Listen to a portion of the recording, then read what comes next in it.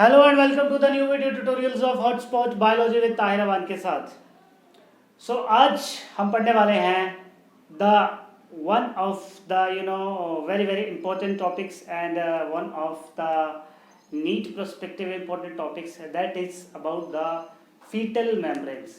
पिछले video session में हमने डिस्कस किया था कि एम्ब्रियो में किस तरह से तीनों लेयर्स का डेवलपमेंट होता है, दैट इज एक्टोडर्म, मेसोडर्म और एक्टोडर्म।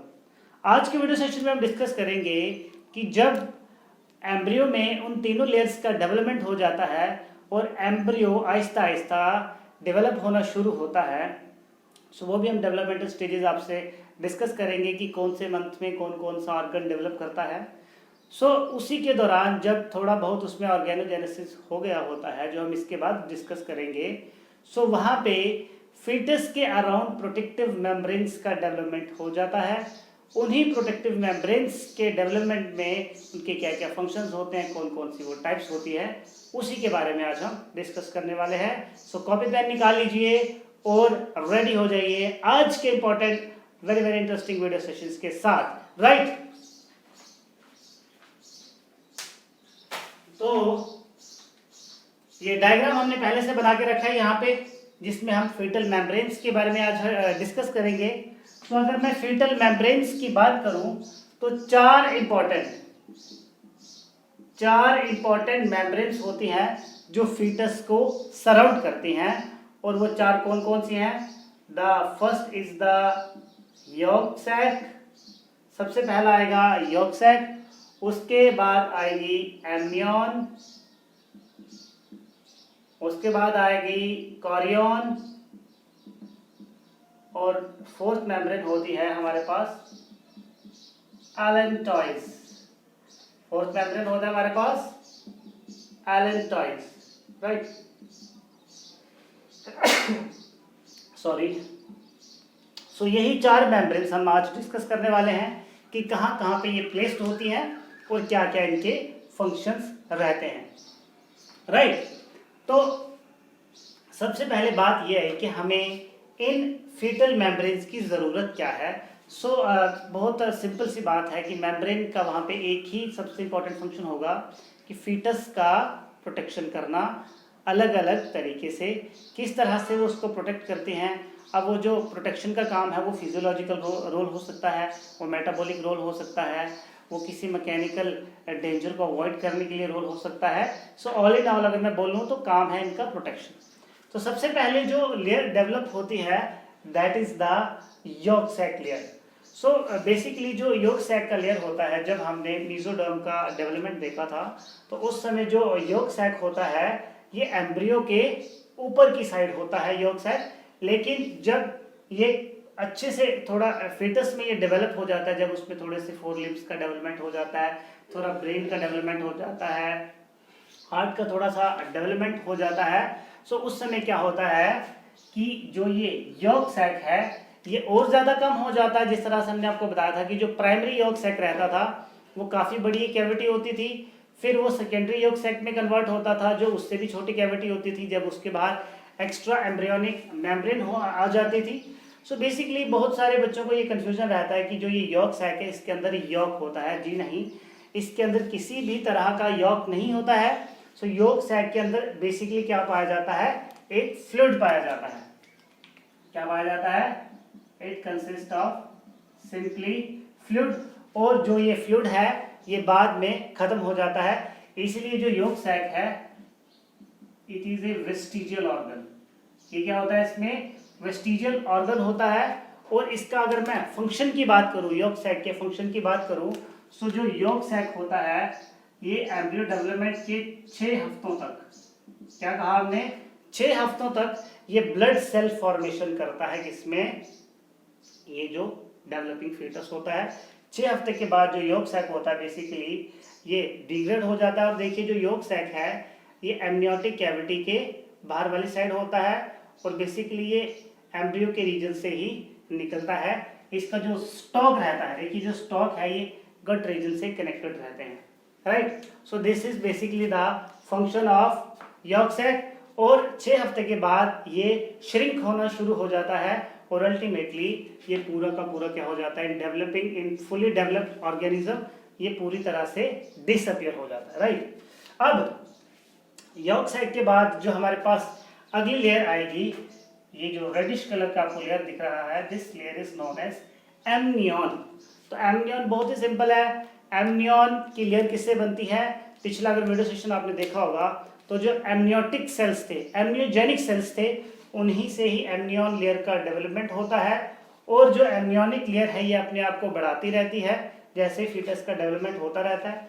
अब जो ये एमनियन का जो लेयर होता है इसके अंदर जो फ्लूइड पाया जाता है ये आप सबको पता है, एमनियोटिक फ्लूइड होता है and that fluid is in the cavity which is known as amniotic cavity. तो ये पूरी की पूरी एमनियोटिक कैविटी होती है जिसके अंदर एमनियोटिक फ्लूइड पाया जाता है। तो बड़े अगर आप ध्यान से देखें तो जो ये पूरा का पूरा एम्ब्रियो है ये इस एमनियोटिक कैविटी में क्या कर रहा है, फ्लोट कर रहा है। क्या कर रहा है, फ्लोट कर रहा है। सो बेसिकली जो एमनियोटिक फ्लूइड होता है, क्या होता है, एमनियोटिक फ्लूइड होता है, वो इसको फ्लोट करने में हेल्प करता है। अब किस तरह से हेल्प करता है वही अब हम डिस्कस करने वाले हैं। सो बेसिकली सबसे पहले बात कर लेते हैं कि जो इसके अंदर ये एमनियोटिक फ्लूइड होता है ये किसका बना होता है। सो बेसिकली जो एमनियोटिक फ्लूइड होता है ये फीटस के ही डेरिवेटिव्स होते हैं। सो लिख लीजिए अगर आप कॉम्पोजिशन लिखना चाहते हैं। So actually the amniotic fluid is derived from the fetal kidneys, it is derived from the fetal kidneys and bladder. So वही जो फीटल की किडनीज है उनमें से वो फ्लूइड सेक्रेट होता रहता है और जो यहाँ पे इसको सराउंड करता रहता है। अब बात ये आई कि अगर वो फीटल किडनीज का फ्लूइड है तो ऑब्वियसली बात है वो हार्मफुल होगा। इसीलिए जो एमनियोटिक फ्लूइड होता है, जो एमनियोटिक फ्लूइड होता है ये हर 24 आवर्स में अपने आप को क्या करता रहता है, रिप्लेस करता रहता है। क्या करता रहता है, रिप्लेस करता रहता है। और उसके बाद अगर हम फंक्शंस की बात करें, ये तो पहला फंक्शन हो गया। उसके बाद अगर एमनियोटिक फ्लूइड, हम किसकी बात कर रहे हैं, एमनियोटिक फ्लूइड की अगर बात करें सो ये एम्ब्रियो को एक कुशन प्रोवाइड करता है। क्या प्रोवाइड करता है, it provides cushion to embryo, एक पर्दा उसको प्रोवाइड करता है। उसके बाद it helps in floating, embryo को ये फ्लोट होने में हेल्प करता है। सो बात यह है कि एम्ब्रियो को फ्लोट होने से हेल्प क्या होगी। अब देखिए क्या है कि जो ये पूरा का पूरा फीटस है इसके अराउंड क्या है, पूरा का पूरा फ्लूइड है। अब क्या हुआ कि लेट अस सपोज मदर को किसी तरह का बाहर से पेट पे किसी ने मार दिया गलती से, अगर कोई बेबी आ गया मान लीजिए छोटा सा, कहीं पे अगर बाय मिस्टेक उनको कोई इंजरी हो जाती है, सो वो एमनियोटिक फ्लूइड क्या करेगा, उस इंजरी से इस फीटस को क्या करेगा, बचाएगा, राइट। सो ये क्या करता है इसको, इट हेल्प्स द फीटस, ये आप ये कह सकते हैं हेल्प की जगह प्रोटेक्ट लिख लीजिए, it helps protects the fetus from mechanical injury, किसी भी मैकेनिकल इंजरी से ये क्या करता है, उसको बचाता है, राइट। उसके बाद जो एमनियोटिक फ्लूइड था जैसे कि मैंने आपको बताया कि वो उसकी यूरिन से डेराइव होता है, इसीलिए उसको बैक्टीरियल इन्फेक्शन से भी बचाता है। So it protects the embryo from the bacterial as well as other type of infections. उसके बाद जो आपने यहाँ पे ये मैकेनिकल इंजरी लिखी है तो इसकी जगह पे अगर आप प्रॉपर वर्ड यूज करना है सो आप यहाँ पे लिख सकते हैं from the mechanical shock. So mechanical shocks को ये बेयर करने की इसमें क्या होती है, कैपेबिलिटी होती है। जिस तरह से जैसे मान लीजिए आपके पास एक बलून है, बलून के अंदर आपने डाल दिया एक स्टोन, फिर आपने उस बलून में भर दिया पानी। सो जब आप उस बलून को थोड़ा सा पुश करेंगे तो पहले तो वाटर आएगा, वाटर के कारण क्या रहेगा कि जो अंदर का स्टोन होगा वो प्रोटेक्टेड रहता है। तो उसी तरह से आप इमेजिन करिए ऐसी फीटस को कि किसी तरह का भी अगर कोई मैकेनिकल शॉक आ रहा है, कोई मैकेनिकल इंजरी आ रही है तो उसको एब्जॉर्ब करने की उसमें कैपेबिलिटी होती है, that is due to the presence of amniotic fluid. In case अगर ये एमनियोटिक फ्लूइड वहाँ से लीक आउट हो जाए सो वहाँ पे क्या हो जाता है, मिसकैरेज होने का खतरा हो जाता है और वो जो मदर होती है उसको क्या हो जाता है, सॉरी जो फीटस होता है इसको बहुत जल्दी मैकेनिकल इंजरी होने का खतरा रहता है। Is that clear to you, right. So कुछ भी मुश्किल नहीं है यहाँ पे। अब अगर आगे बात की जाए तो जो ये हमारा एमनियोटिक फ्लूइड होता है, एक और बहुत ही इंपॉर्टेंट इसका फंक्शन है कि जो ये एमनियोटिक फ्लूइड है, क्योंकि ये जो एमनियोटिक फ्लूइड है ये एम्ब्रियो की सेल से ही डिराइव हुआ है। Remember the point, because this amniotic fluid is derive from the embryonic cells, so this amniotic fluid helps in the determination of the sex of the, so sex determination में ये help करता है। क्यों? क्योंकि obvious सी बात है वो जो फ्लूइड होगा उसमें जो इसकी सेल्स होंगे, तो ऑब्वियस सी बात है अगर ये गर्ल होगी तो उसी के क्रोमोसोम्स के ये सेल्स रहेंगे, लेकिन इसका जो प्राइम फंक्शन है वो सेक्स डिटर्मिनेशन नहीं है। सो बेसिकली इसका जो प्राइम फंक्शन होता है वो होता है कि कोई भी अगर कोई जेनेटिक डिसऑर्डर है, कोई भी अगर जेनेटिक डिसऑर्डर है, सो उस जेनेटिक ऑर्डर को डिटेक्ट करने के लिए क्या किया जाता है कि मदर में एक छोटा सा नीडल इंसर्ट किया जाता है और इस फ्लूइड को यहाँ से एक्सट्रैक्ट करके ये चेक किया जाता है कि क्या उस फीटस में किसी तरह का कोई जेनेटिक डिसऑर्डर तो नहीं है। So that technique of detecting any genetic disorder or any disorder by using the fluid of this by using the amniotic fluid, that technique is known as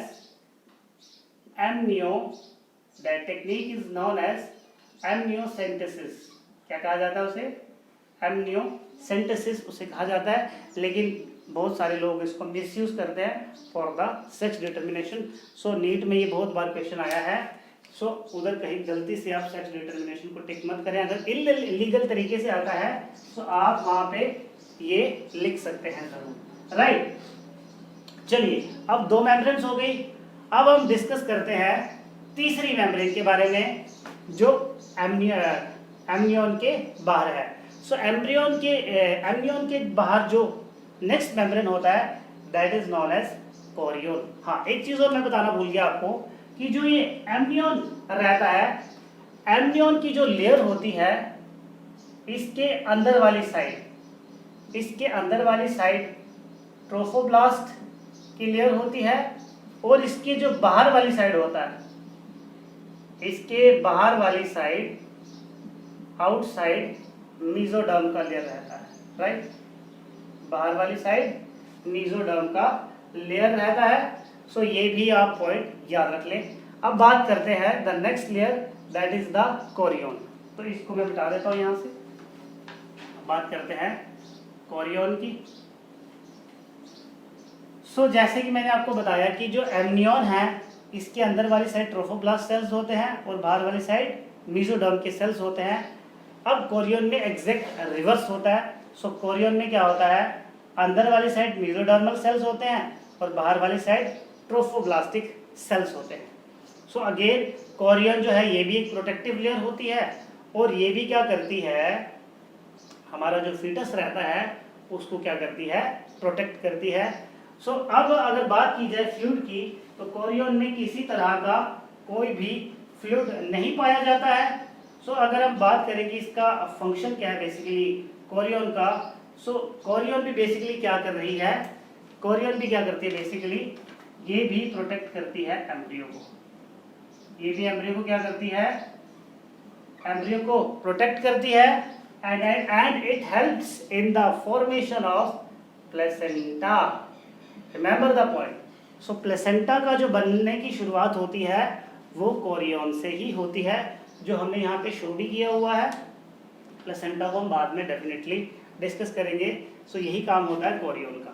अब कोरियोन के बाद अगर नेक्स्ट बात की जाए, कोरियोन के नेक्स्ट जो layer रहता है, या ये कह सकते हैं कि नेक्स्ट लेयर कौन सी होगी, दैट इज द, ये जो आपको छोटा सा स्टॉक लाइक स्ट्रक्चर यहाँ से दिख रहा है जो यॉर्क सैक की तरह ही है, this is known as allantois. क्या कहा जाता है इसे, एलेंटॉइस। सो एलेंटॉइस भी बेसिकली कहाँ से निकलता है, it arises from the gut region. ध्यान से देखिए, it arises from the gut region of the embryo, और क्या होता है, ये छोटा ही रहता है, इट रिमेन्स स्मॉल। ये ज्यादा बड़ा नहीं होता है, ज्यादा बड़ा नहीं होता है, छोटा ही ये रहता है। और इसके अंदर क्या रहता है, इट कंसिस्ट ऑफ एंडोडर्म, इसमें एंडोडर्म और मेसोडर्म होती है, यानी कि एंडोडर्मल और मेसोडर्मल इसका ओरिजिन है।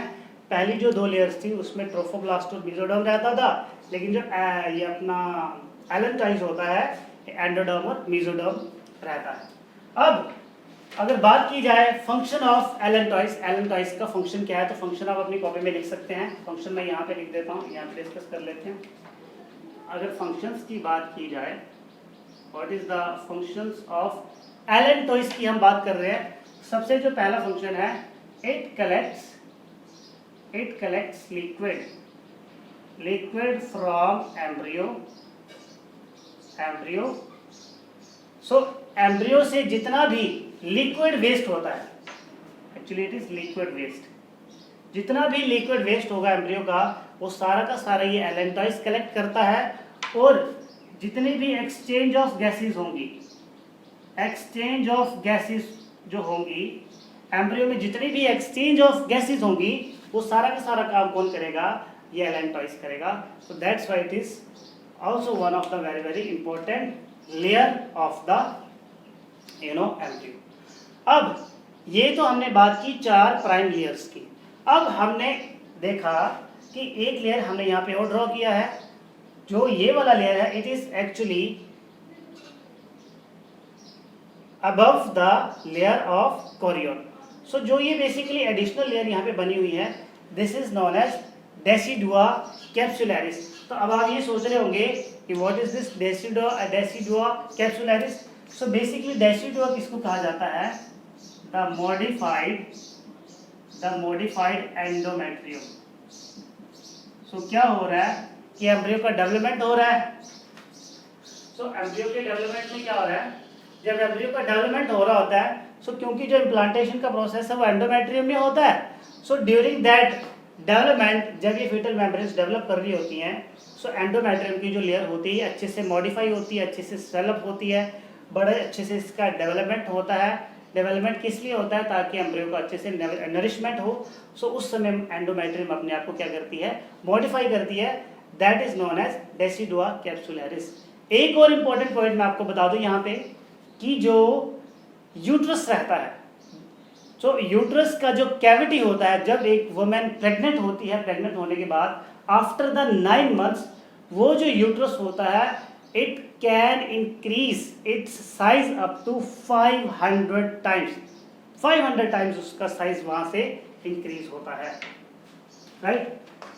सो उसके बाद अब बात करते हैं नेक्स्ट लेयर की। अब देखिए, जो ये यहाँ से एलेंटॉइस और यॉर्क सैक है, इसके साथ जितनी भी सारी की सारी मेम्ब्रेन्स हैं, ये सारी की सारी मेम्ब्रेन्स एक पर्टिकुलर जगह पे आके क्या हो रही हैं, फ्यूज हो रही हैं। और फ्यूज होने के बाद एक पूरा का पूरा कॉर्ड लाइक स्ट्रक्चर बन रहा है। So that cord like structure, ध्यान से देखिए, that cord like structure is known as umbilical cord. So बहुत सारे बच्चों को ये कंफ्यूजन रहता है कि अम्बिलिकल कॉर्ड बेसिकली कोई एक पार्ट है या पूरा का पूरा एक स्ट्रक्चर है। तो बेसिकली ये जो पूरा का पूरा, जहाँ से एलेंटॉइस का जो स्टॉक है, यॉर्क सैक का जो स्टॉक है, उसके बाद एमनियन की जो यहाँ पे लेयर आ रही है, यहाँ पे एक ही जगह पे आके वो मर्ज हो रहे हैं एम्ब्रियो के, जिसको आप नाभि का रीजन कहते हैं।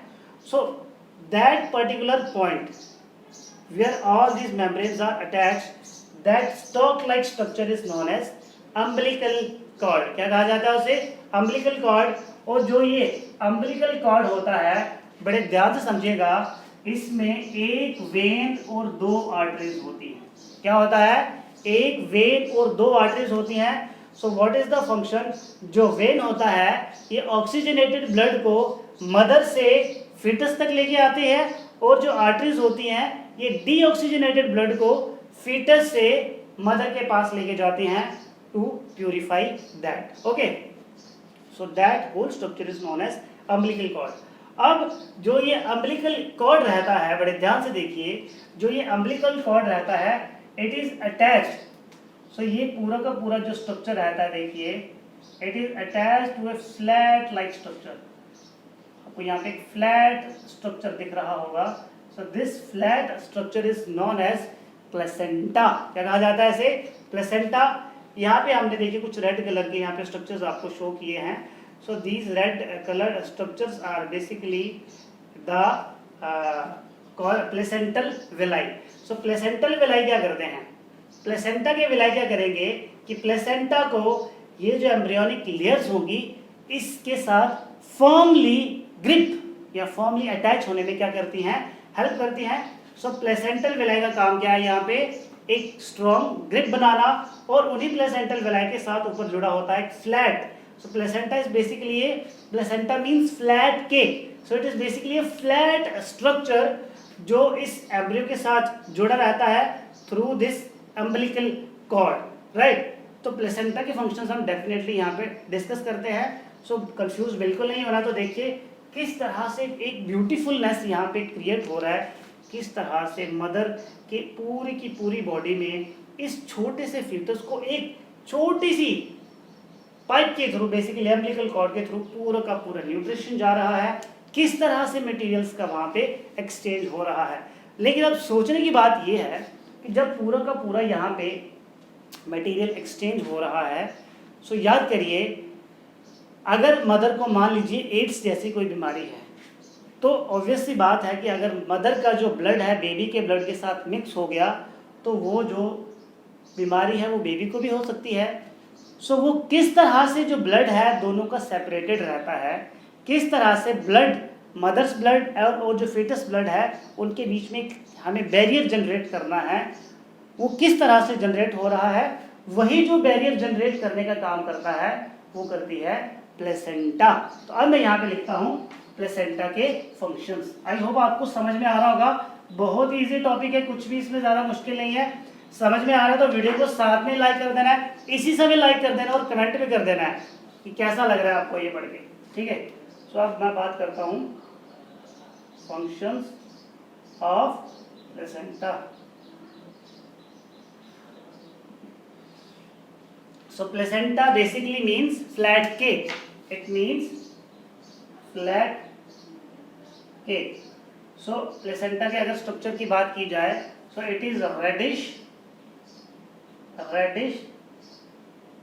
brown disc. So कैसा होता है ये, बेसिकली इस तरह का स्ट्रक्चर होता है। देखिए डिस्क लाइक के स्ट्रक्चर रहता है, कुछ इस तरह से, इस तरह का स्ट्रक्चर रहता है और देखने में किस तरह से लगता है, जिस तरह से डिनर प्लेट होता है, जिस तरह से आपके घर में डिनर प्लेट होती है ना, उस तरह का ये स्ट्रक्चर रहता है। और इसका जो वेट रहता है तकरीबन 1 kg इसका वेट रहता है। ओके, अब आगे बात करते हैं, यहाँ से मिटा देते हैं।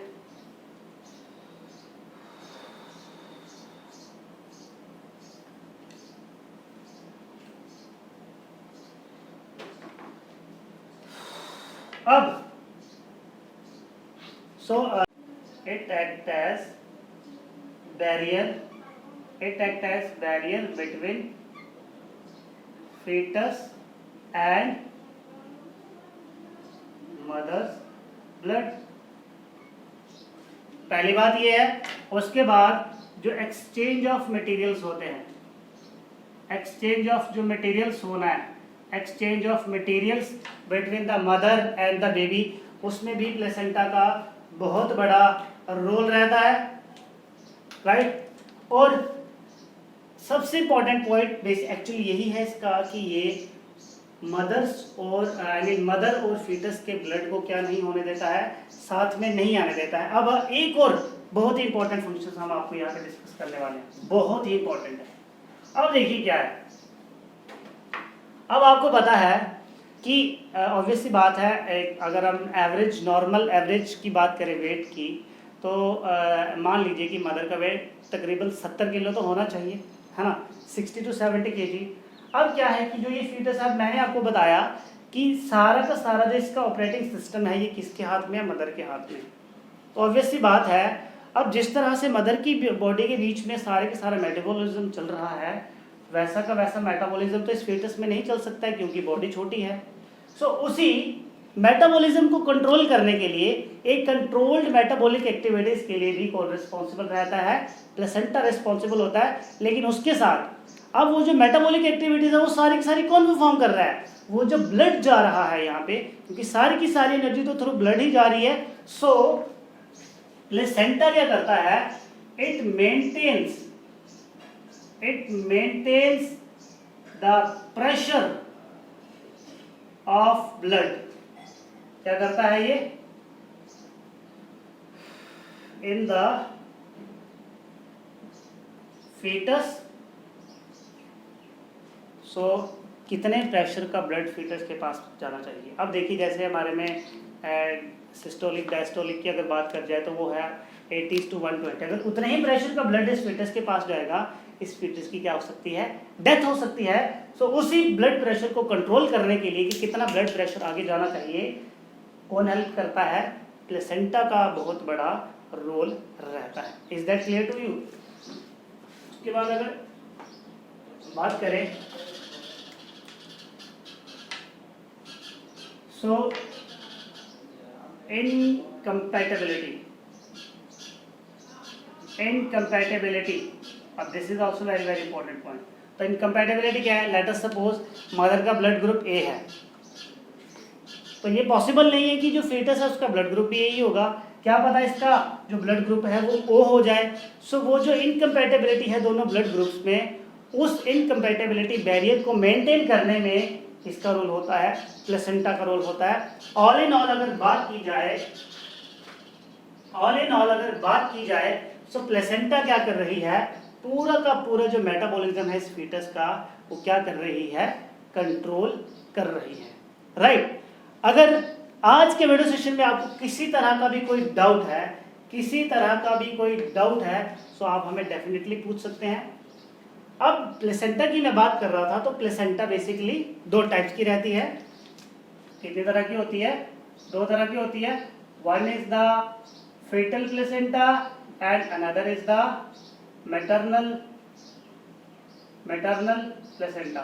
so जो fetal placenta होती है वो एक्चुअली फीटस से डराइव होती है, और जो मैटरनल प्लेसेंटा होता है वो मदर से डराइव होता है। तो एक्चुअली दोनों का ही रोल होता है प्लेसेंटा फॉर्मेशन में, तभी तो ये सारे के सारे बैरियर्स वहाँ पे मेंटेन हो पाते हैं। अगर वो प्लेसेंटा पूरी की पूरी मदर की बॉडी से ही बनेगी तो वहाँ पे ये सारी चीज़ों का परफॉर्म कर पाना काफ़ी मुश्किल हो सकता है। राइट। सो इसी के साथ हमारा आज का वीडियो सेशन यहीं पे खत्म होता है। अगर आपको किसी तरह का भी कोई डाउट होगा, I hope everything is clear to you, तो आप हमें डेफिनेटली पूछ सकते हैं। So till then take care, stay safe, stay healthy and bye bye.